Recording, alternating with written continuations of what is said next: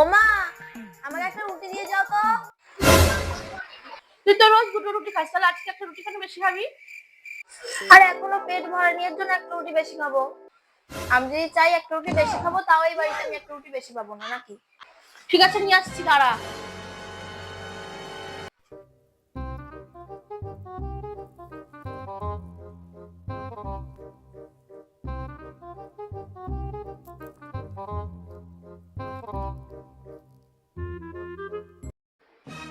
এনে তোর একটা রুটি নে। যাও।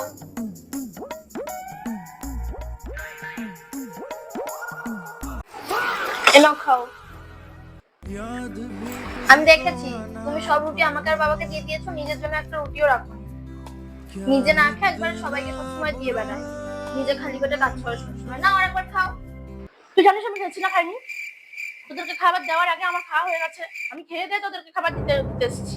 আর তুই আমাকে কষ্ট করে আবার রুটিটা করাই করতে গেলাম, তো তুই কেন আমাকে এত খাটনি করাচ্ছিস? আমি সব মেজে বসে আমি সব রেখে এসেছি, তোর জন্য আমি আবার একটা রুটি করতে গেলাম। হ্যাঁ, সবসময় এরকম পাকামি কেন করিস? হ্যাঁ, তোকে আমি বলেছি আমার জন্য তুই কর রুটি দে। হ্যাঁ, তুই আমাকে আবার এত বড় খাটনি করাস, সবসময় পাকামি করতে পারস।